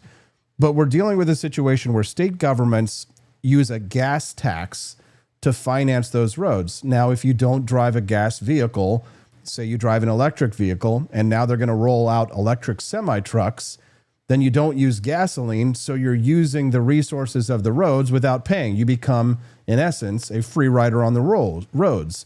So now governments are putting out what they call a per mile user fee pilot. But what the feds and the state of California found, Judge, is the only way that they can accurately tax you for using the roads is if they track you. Because if you rode your car in Oregon instead of California, then you didn't drive on their roads, and therefore they couldn't tax you for that. So now they're rolling out a pilot program to tax you appropriately for the roads that you use, which in a private system would make sense, but in a government system gives the government the ability to surveil us wherever we go. Your thoughts on this Gordian knot of statism? Yeah, no, it is a Gordian knot. I mean, Jefferson argued that the only moral commercial transaction is a bilateral, minimally bilateral, could be more than two, voluntary one. And so Jefferson believed that the government should survive on user fees. You import cotton and it comes to the port in Charleston, South Carolina. The government owns the port. You pay a fee, you use the port, the government collects the money, you get your cotton. I suppose the same thing could be done with a highway. It would be far less intrusive to impose a toll like we have in New Jersey. We have toll roads all over the place. However, because the tolls are now done digitally, they are effectively monitoring where you're going. I mean, you don't stop and pay cash anymore, even though if you look at a dollar bill, it says this is good for all debts, public and private, except when you owe money to the government. The government won't accept its own cash. You pay digitally. So I get a bill in the mail each month, and I look at it and it tells me where I've been and what toll roads I have used. That is the same thing as this monitoring that they're going to do in the state of California.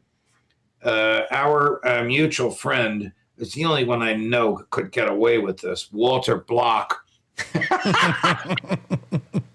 What a wonderful human being. For those who don't know him, he's the most libertarian person in the world. When I say I'm the most libertarian person in the room, the answer is yes, except when Walter Block is there.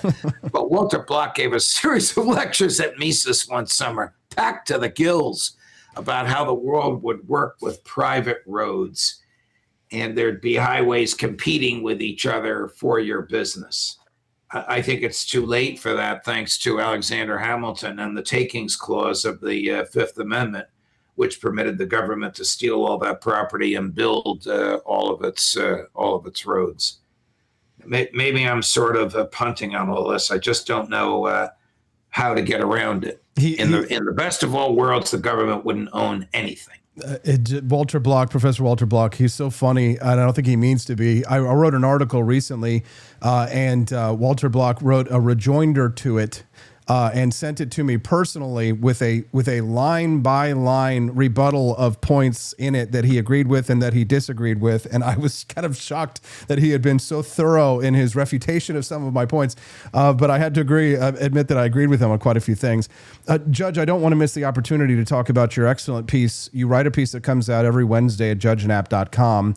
And this week is no different. I want to talk about your new article about the Senate. So Chuck Schumer, I guess you're a New Jersey guy, so he's not your senator, thankfully. He's actually my neighbor here in New York. His office is right across the street from mine. And occasionally I'd see him in the street and we talk like two old buddies. Well, but he's out of his mind. I'll let you go. If you could just shake your fist in his face about this, please. Resolution 533, officially condemning Tucker Carlson for his interview with Nick Fuentes. You call this unconstitutional, but it's a resolution, not a law. Can a resolution be unconstitutional? Why does this matter? Well, the First Amendment prohibits the government from doing a lot of things. Two of them are affected here. One is it may not evaluate the content of political speech and act on that evaluation. And two, it may not do anything that directly or indirectly chills the freedom of speech. Chilling is a technical constitutional term. Think of going out in the wintertime without a coat on. You don't like it. Chilling is government behavior that gives you pause or second thoughts before you exercise the freedom of speech. Now, the Senate condemning Tucker Carlson is not going to chill him at all. He is the best known media personality in the Western world. He's got a strong background, but not everybody has that backbone, and others might fear the consequences of a senatorial condemnation. This resolution introduced by Chuck Schumer and 40 of his 47 colleagues, so Chuck plus one, so 41 of the 47 Democrats in the Senate have signed on this thing. It would just express the sense of the Senate. It doesn't go to the House. It doesn't go to Trump for his signature. It doesn't have the force of law, but this is the type of thing the government wastes its time on. It's probably a political stunt to try and get the Republicans to vote on it so Chuck Schumer can say, you guys like Nick Fuentes. Well, no, we like the freedom of speech. Tucker Carlson runs his own network. He can say what he wants. He can put on what he wants. He cannot say what he wants. I mean, if you read this thing, it condemns Carlson for failing, quote, to push back, close quote, on Nick Fuentes. What business is it of the Senate what Tucker Carlson says or doesn't say on his podcast. Now, Judge, you know that this, like you said, this won't chill Tucker. He's rich. He's independent. Isn't this really about trying to kill the next Tucker before it Probably. starts? And that could be the two people that are talking to each other right now. We are maybe even more disliked than he is. We're just not big enough yet to get under their skin. I'm sure, and I'll find out shortly, that Tucker revels in this, but not all people would. This is a classic case of chilling. And there's not much that anybody can do about it except if the rest of the Senate votes against it.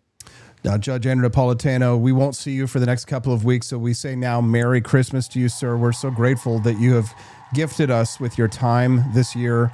Every Wednesday morning at 8 a.m. Central, you always join us here, and we're so thankful for it. Now, in terms of being as big as Tucker, Judge, didn't you cross like a billion views, or how many billions?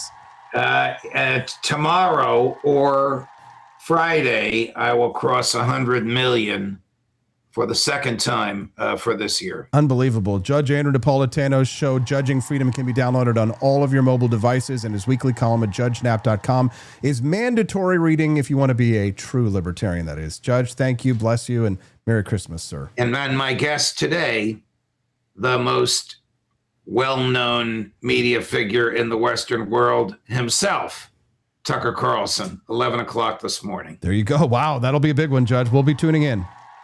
Thank you, Austin. Merry Christmas to you and your family. Thank you, sir. Bless you, Judge. Gilbert, Arizona, a town known nationwide, family streets endorsed by an impressive federal designation, one of the safest places to live. But some say it's all a lie. The question is, are we as safe as we told the public we were? Police officers and the residents have suffered as a result. Last month, former Councilman Bill Spence pulling back the curtain during public comment. Spence detailing a conversation he had with current town councilman Kenny Buckland, who used to be high up within Gilbert Police. During these conversations, he made several concerning statements about Gilbert Police Department policies implemented by former Police Chief Tim Dorn. Spence says Buckland told him a decade ago Gilbert Police changed crime reporting protocol, designating a new priority for calls for service. In reference to Chief Dorn, he said, he fudged numbers. The change was called Priority Zero. And he specifically talked about bank robberies, injury collisions were the ones that he had cited that were specifically moved out of the highest priority into another priority. Spence says Priority Zero is abnormal. Data's typically track Priority 1 through 4, and when calls got moved, you could see the difference. We had 15,000 emergency calls for service. Simply by manipulating the numbers and establishing a priority zero, we took 14,500 calls and moved them into a different priority, leaving only 500 calls for our most severe calls for service. The new numbers sent to the FBI, creating a resounding designation as the 2022 second safest city in America. Well, in that specific instance, it took our response times, our reported response times, from 6 minutes and 31 seconds down to under 4 minutes.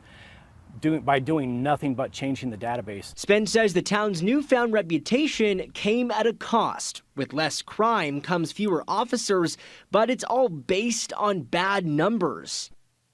Yeah. Bullshit. Falsifying the crime stats. I think you probably already knew that was happening. Welcome to the Wake Up America show. I'm your host, Austin Peterson. It's a fantastic morning. I love seeing over 100 people watching the show live. We're so grateful to have you here. I know many of you are not commenters. You're probably just lurkers. But if you are, I would love to have your support today with just a click of the like button. And if today is your first time watching the Wake Up America show, please you could also kick the follow button as well. Click the follow button as well, and you'll get a notification when we go live. This show is 5 days a week, Monday through Friday, 7 to 9 a.m. Central Time. We're a small family business. It's just me and Steffi and our baby Hazel and Brad Beckman. BB for Liberty over in the chat. He wants to play the Great Grift Off, which, if you don't know, it's our game show mode over at the over on the show. So basically, if we raise another, what is he saying, $41 before the end of the show, then we all are going to get to play a game show where you can compete and win for real prizes on your mobile phones at home. It's an absolute blast. We haven't played it in like a week. And I know everybody's antsy to play. So all we have to do is raise another $41. My recommendation to you guys, though, is you can donate Rumble Rants over in the chat, and we're grateful for that. But my recommendation is to stop hiding in the shadows watching me. But even if you are hiding in the shadows, head over to forlibertyshop.com. This is our incredible Founding Flavors coffee that Stephanie and I are so proud of. We are so proud of this coffee. And my dream is one day that I will get this in the gift shops at the presidential libraries for George Washington and Thomas Jefferson. Because Stephanie and I, we went to Monticello last year. Was it last year or was it this year? We went to Monticello maybe this year. Well, last year, I can't remember. We went to Monticello and we went to the gift shop, and it was like DEI hires everywhere. They were not respecting the legacy of Thomas Jefferson with their terrible merch. Well, our number one best-selling coffee, which deserves to be in the gift shop at Monticello, is Jeffersonian Java. You can get it whole bean or ground. If you just want to try one box, I totally get it. Look at all these 5-star reviews, 4.8 stars, 4.9 stars. Incredible reviews for our delicious coffees. And if you don't know which one to try, my recommendation is that you try the top 3. These are my favorites. So buy the 3 boxes and save money because we reduce the price when you buy 3.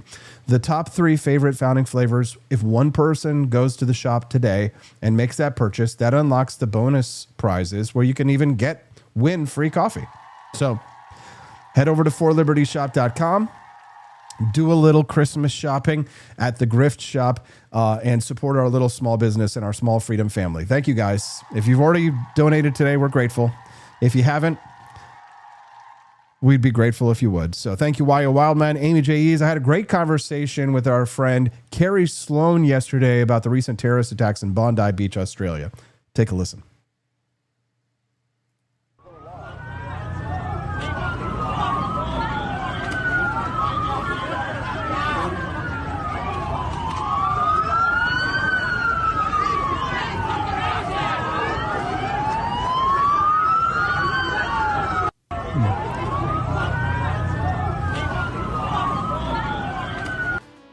Welcome back to the Wake Up America show. We've been talking about bravery this morning. We talked about an 8-year-old American Cub Scout who jumped into a pool to save his sister, but now we're going to look at the other side of the coin. We have to look at cowardice. We showed you a video there from Bondi Beach, Australia. It appears to show uniformed police officer, female officer, who was hired under a DEI mandate, turning their backs on a massacre and running away while a civilian fruit seller charged toward the gunman. It's a perfect, deadly illustration of what happens when you prioritize diversity over duty. Joining me now to break this down is a woman who refuses to be a victim. She's a leader in the Second Amendment community, domestic violence survivor. She's the founder of We the Female. She's one of the most ferocious Second Amendment advocates in the country. Carrie Sloan, welcome back to the Wake Up America show. Merry Christmas. It's nice to see you again. Hey, thanks for having me on, and Merry Christmas to you and Steph. And I'm going to have to ask Steph if I can tape you up on my mirror when I'm getting ready in the morning for like that motivational, like what is his name? The guy, gosh darn it, I'm special. Gosh darn it, I like myself, or what is it? Smalley. Sir Smalley, yeah. Welcome to the show, Carrie. Before we started this segment, you said that you had a little bit of insight on the optics of what was going on there. Do you want to share with us? I did. So, being in the industry, I've got a lot of people who work professionally in the industry as well. That doesn't mean that I'm a blind law enforcement supporter. If you're a domestic violence survivor in any capacity, you can appreciate that. And that's a different podcast interview, or live stream. But supposedly in some of the images, particularly where we see the one female cop doing this with her hands up and people were saying that she was, trying to surrender, bigger photos came out and it looks like she was doing some crowd control of some sort. All of that to say, they're still not armed, and they still didn't act in a way that they should have acted. So let's go with that narrative, okay? Let's go with the narrative that she was the one that was on crowd control duty, okay? Which to me, I'm not a cop, but it would seem weird that when you have an active shooter, that taken the time to delegate. But you know what? That's not my lane. Okay, so let me be clear. I'm not a cop. I don't understand that. Sure. I get the need for crowd control, even though it's like herding cats, and I'm sure that in itself is a lot of work. That being said, the fundamental core issue that still remains is that none of them were armed, and it still took a civilian to take one of these people out. And like I've said before, and I'll say a million times, never depend on cops to defend you or protect you. Whether it's even in the best case of scenario, and they get there, they're never going to get there on time. So one of the survivors of the terror attack said that for 20 minutes they shoot, they change magazines and just shoot. He said 4 police officers just froze during the 20-minute rampage, right? And 20 minutes, there were 4 policemen here. Nobody gives fire back, nothing. They froze. I don't understand why. Yeah, I saw that. And that's the big thing for me that, now that I've given that objective perspective, because I wanted to be objective and, and show both sides of that and, understand that I'm not a cop, right? I'm not trained to be a cop. But like you guys, what did you guys do? Did you take 20 minutes to stand around and decide which one of these women were going to do crowd control? I mean, is that where that came from? To me, it would seem that there was despite whatever this picture, it narrates, there clearly seemed to be some failure in training in some capacity for them to all stand around and just watch this happening with nothing going on. So there are tales of tragedy. There's also tales of heroism. We saw a man who was a fruit seller who apparently jumped one of the shooters, but chose not to fire on him. Do we have any more details on that? Why he chose not to end that terrorist's life? I mean, some people are saying it's because if he had done it, he would have been charged with a crime for trying to stop this terrorist. And we don't know, one way or another. Have you been able to find out any more information on this guy? I have not, although I've done some work on Australian gun laws and such in the past. And unfortunately for Australia, self-defense is not so they're very restricted. Their guns are very restricted there. You have to show justifiable reason for why you need one. And part of that being, there it's varmints, and by varmints, I mean deadly, all those deadly critters that they've got there. But self-defense is not one of the reasons that is justifiable for giving a permit for owning a gun, which is wild to me. So could it have been that he was, do you stop and process that in, the 3 seconds it takes you to decide? Who knows? I can't speak to that, for this gentleman in particular, but if he's from Australia or has been for any period of time, and he has lived in a culture where he's been indoctrinated into guns are bad, that could be why. It could be not that at all. And it could be that he was just afraid of catching charges. I'm looking forward to, and I both know that there's going to be a lot more that's going to come out on this in the next few days and some of the details. And of course, we know a lot of that's going to be hidden too, because that, there was some suspicious activity happening. I've got questions about dudes taking selfies after being shot.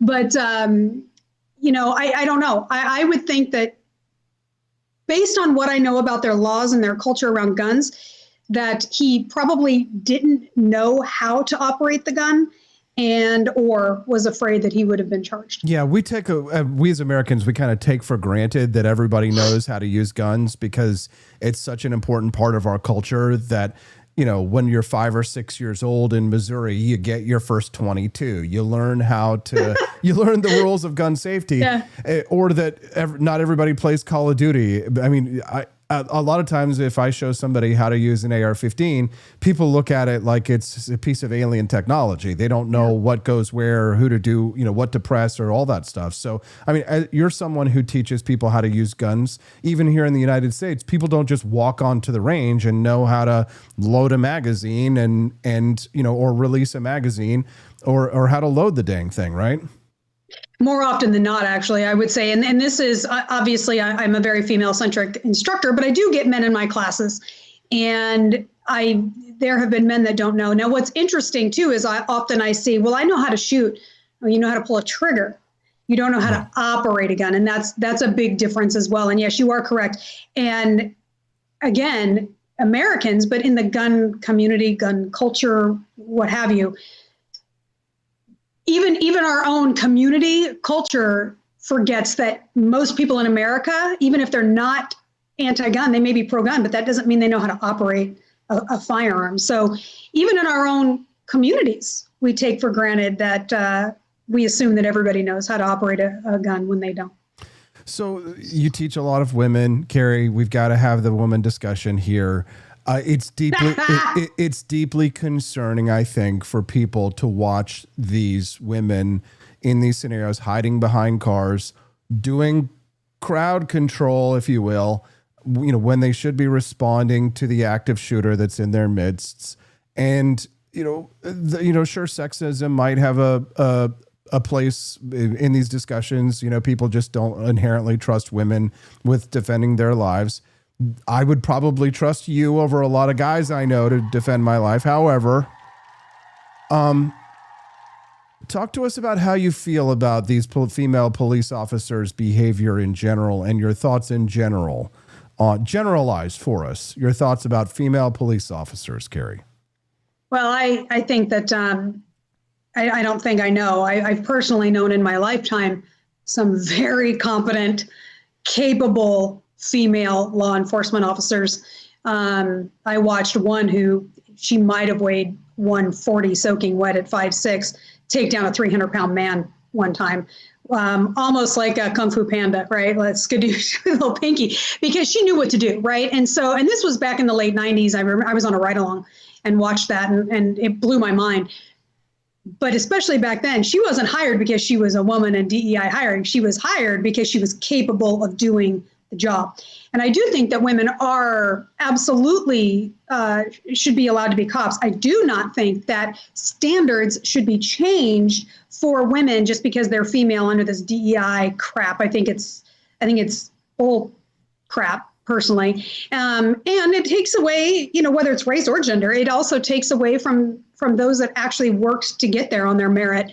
And so I find the entire concept to be absolutely insulting to women. That being said, were these probably DEI hires based on their behavior? Yeah, I would say so. And let's just, as a woman who used to weigh 270 pounds, okay, I did. Yes, I did. Let me be clear. Those women aren't physically fit enough to be capable law enforcement officers, which would absolutely justify me seeing that they were of the DEI hire too. So lack of training, lack of literal training, physical training, or capability was definitely a play here.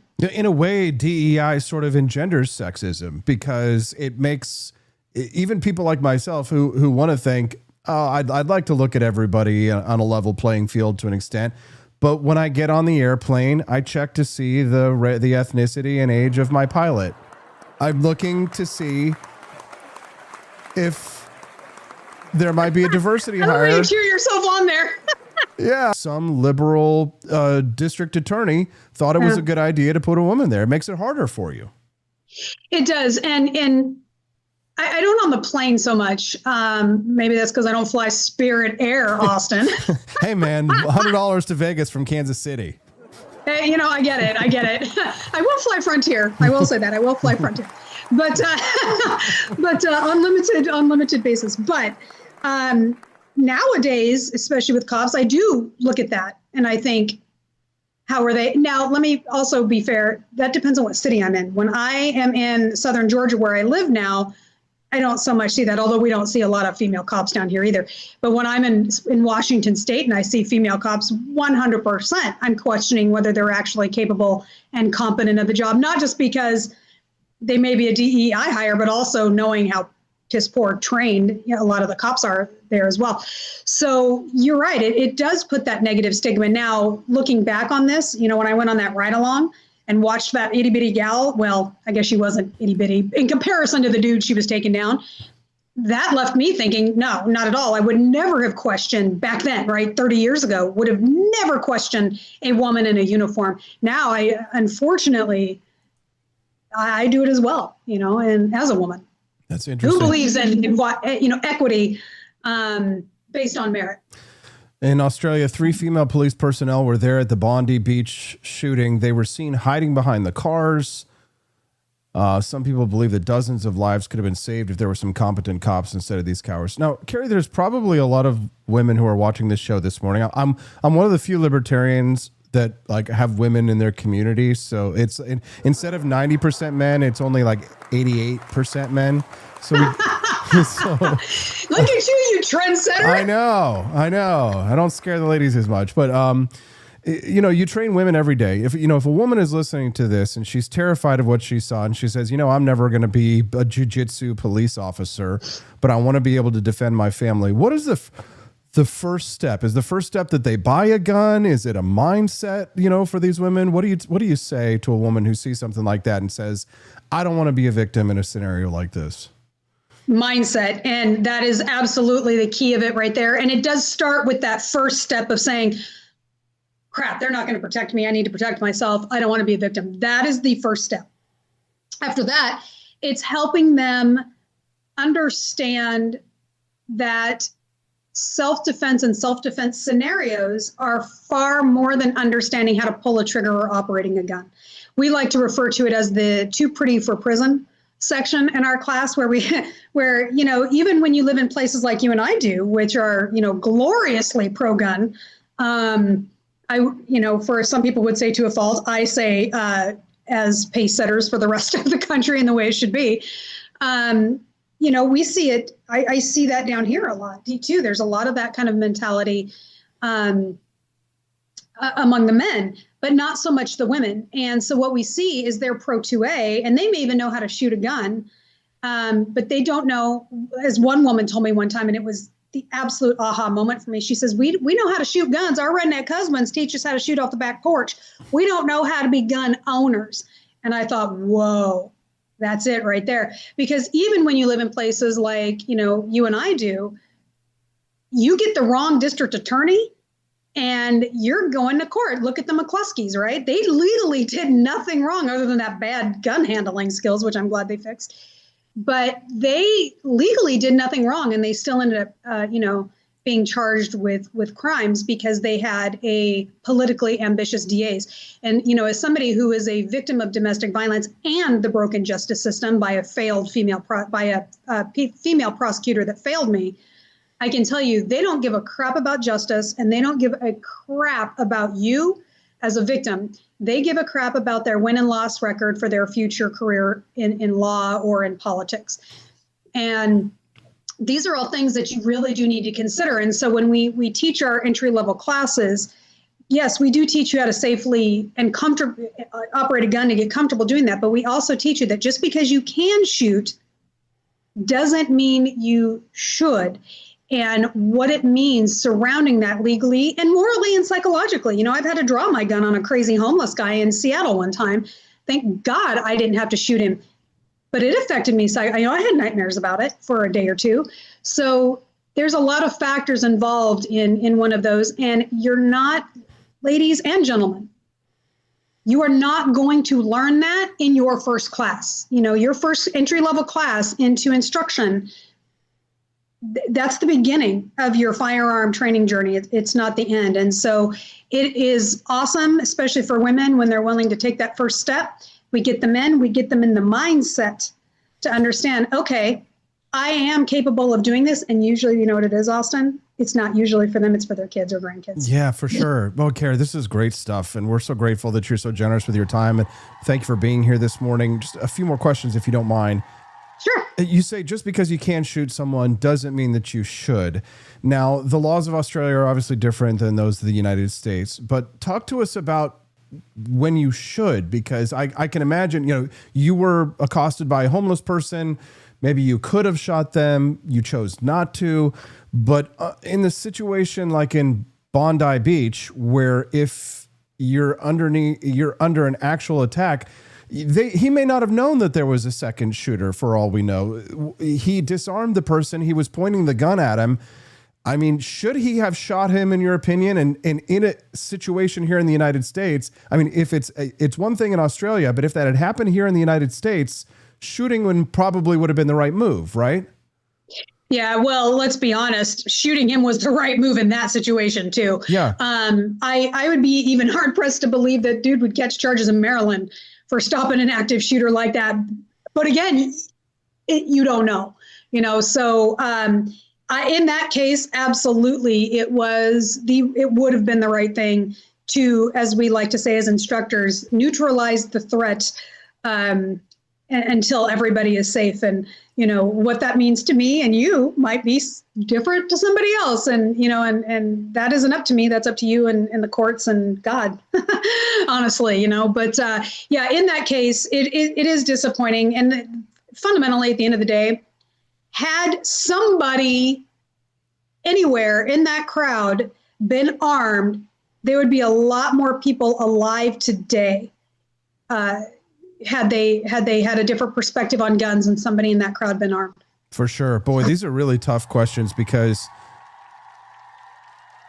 we all love to Sunday morning quarterback this thing. We love to sit in our armchairs and talk about, I would have shot the guy. Well, but you don't, knowing what a good shoot is, knowing what's allowable, what's illegal, it really does take training, which is why it's important for us to remember that when we talk about the Second Amendment, a well-regulated militia is a good shot. And it's the founding fathers, George Washington, they wanted people to train. They wanted people to know how to use their Second Amendment, that the right of the people to keep and bear arms shall not be infringed, but that well-regulated meant that we trained and that we became good shots and that we understood the laws, because you could have shot that homeless guy, and maybe if you had, maybe you'd have gotten off, but maybe you wouldn't. So talk to us a little bit about what you teach people about the law, Carrie. Well, it depends on what state I'm in. I do teach in all states in the continental United States. So, what I teach to the law. As an instructor, as an insured, nationally certified instructor, I do teach, that's what I'm required to do. Do I have different ethical opinions about what self-defense looks like with firearms? Yep. But for the point of our conversation and what a lot of people are going to be seeking, particularly men are more likely to say, well, let's just go, blow shit up, right? Where women are like, well, wait a minute, what is this about? They tend to want to have all of those details. It is so important to know what your laws are in your state and what duty to retreat, castle doctrine, and stand your ground means. I'm not a big fan of the term castle doctrine. For anybody trying to come at me, I'm not saying I'm anti-castle doctrine. I live in Georgia where we actually have castle doctrine as a law, okay? But again, with castle doctrine, in a lot of states, you're still going to have to prove that you are justifiably in danger, even in a castle doctrine state. So stand your ground is great for that. So I'm a fan of that language when we're talking about how language is written, which I say all of that to point out that these laws are often written vaguely and arbitrarily in ways that can be interpreted later for prosecuting an individual. And that's why if you ever tried to read legislation, it's confusing by design. And gun laws in particular are like that. So know your laws in your state, know what you're willing to live with, right? At the end of the day, what it really comes down to, are you willing to die or go to jail for it? Is your TV worth that? What about your babies, right? So those are all things, again, are these Carrie, the gun owner's perspective is a little different. But then again, I have gotten right with God and my family, and I know what I'm willing to die for or go to jail over if I were to be willing to pull that trigger. There we go. Carrie Sloan. Carrie, you're my hero. I mean, you're just so brave. You're very sweet. Thank you. You're just so brave, and you're such an inspiration, not just to me, but a lot of people. I hope my little baby Hazel grows up to be just even half as tough as you are, because I know she'll be okay. Well, that's very kind of you to say. And I just want you to know that I supported you as presidential candidate. Oh, really? Wow. You and 5 other people. Yes. Well, I thought you were. Well, I did like Gary Johnson. He was all right when they threw it up there. I mean, the one thing we can credit, let's be honest, I know we got to get going, but let's give Gary Johnson some credit. Very few people knew what the Libertarian Party was until him. Very true. Let's give Gary Johnson that credit. And let's not forget, though, that he did throw my gun in the trash, speaking of gun safety. So, Carrie, hey, anything else that you want to share or maybe plug? You got a captive audience. They're yours. They're in the palm of your hand. What do you want to say? Well, we'll be kicking off our 2026 Arm the Women training tour coming up here soon. If you would like information on how to bring that to your state, which is free and reduced rate firearm fundamentals and concealed carry training to women that can't afford it, you can reach out to me at wethefemaleofficial@gmail.com. I get those emails directly. If you need financial aid because you're a single mother, elder, or abuse survivor, harassment survivor, and you need training, we also will help provide you financial aid. If we can't get there, we will find you an instructor in your area that will help you. So thank you so much for having me on. I appreciate you taking the time, and I hope that I'd love to say that Australia this will change their attitude, but we know that they're just going to try to control guns more than. For sure. That's a good reason to say God bless America and Merry Christmas, Carrie. Hope you have a wonderful holiday season. And not holidays to you, not happy holidays to you. Merry Christmas to you too, Austin. Merry Christmas, dang it. Have a good one. Thanks so much for tuning into the Wake Up America show this morning. If you have been a regular guest of the show, thank you very much for being supporters. Throw a rant if you supported Austin for president. Thank you so much. $111 raised towards the bonus content. Don't think we're going to make it to the Great Grift Off Live. I know you guys have been wanting to play. I want to play too. We were close, but no cigar. Thank you to everybody who helped us get to the first phase of the bonus content today. I know it's the holiday season. People dig deep. And we're grateful for all we get. So we hope that you guys will come back tomorrow, tonight, Wednesday night, Liberty tonight. While I'm teaching kids karate, Brian Piotr will be on the Liberty Watch tonight. So make sure you check him out at 7 p.m. Central. He's on the 4 Liberty Network as well. Liberty Tonight, rumble.com/Liberty Tonight. He's interviewing one of those pedophile hunters that like sets up the pedos and then kicks their ass in public. So don't want to miss that.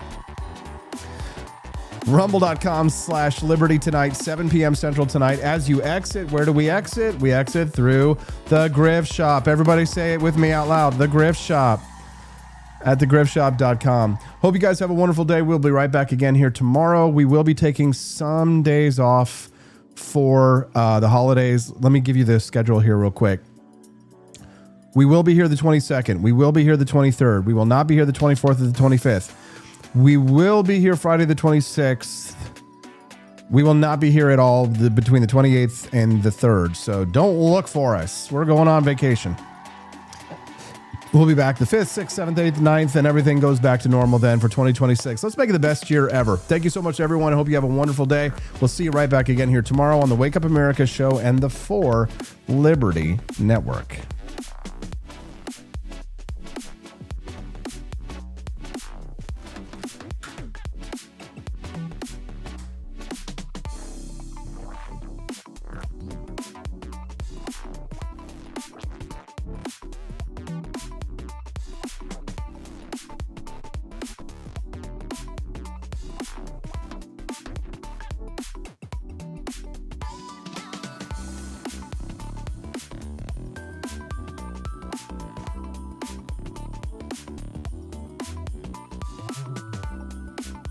Has the Department of Government Efficiency delivered on promises to downsize federal employment, cut regulations, and reduce federal spending?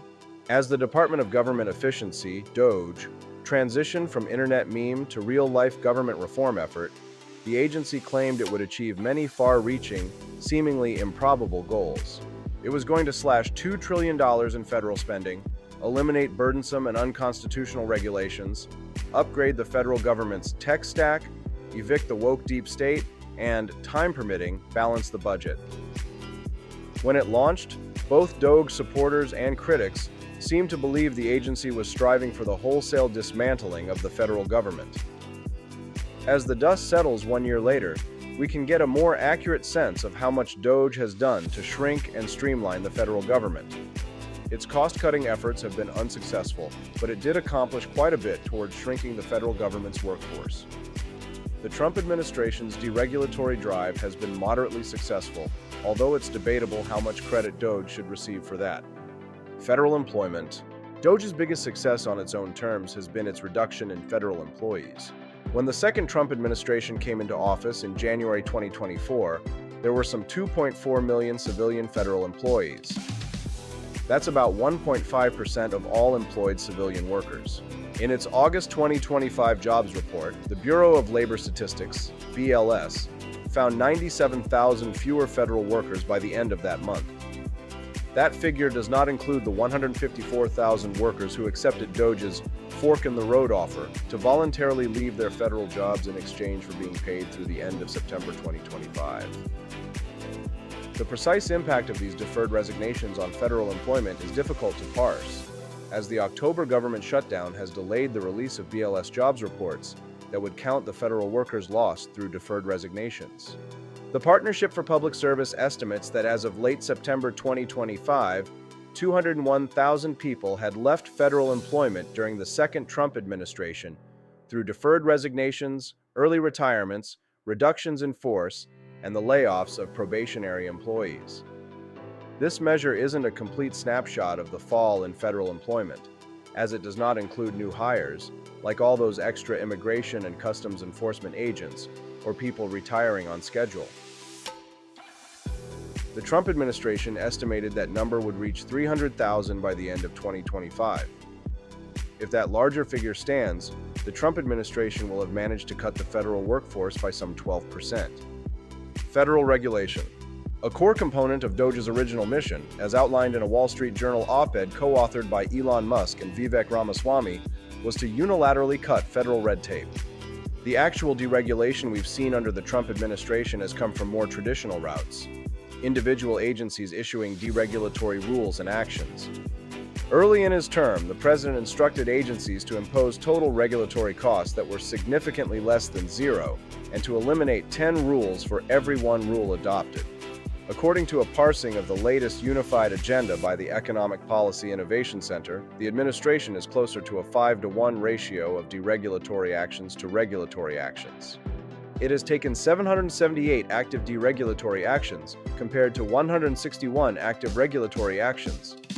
Significant deregulatory actions, those with an estimated economic effect of 100 million or more, number 71 compared to 31 significant regulatory actions. That's less than the Trump administration's goal, but significantly more deregulation than the Biden administration managed, since it added $1.8 trillion in new regulatory costs. Federal spending. Doge's impact on federal spending is murkier, largely due to its inability to accurately and transparently account for its own claimed savings. The agency's website says that it has saved taxpayers $214 billion by canceling contracts, grants, and leases. Unfortunately, Doge's wall of receipts tallying these savings is riddled with errors and accounting gimmicks. For instance, the agency will count as a savings the entire value of a contract it canceled, even if much of the obligated money has already been spent. Another Doge savings gimmick is to lower the maximum amount the government could potentially spend on a contract, even though those funds had not been spent, and likely never would have been spent. This practice, it's been pointed out, is comparable to taking out a credit card with a $20,000 limit, canceling the card, and then claiming you've saved $20,000.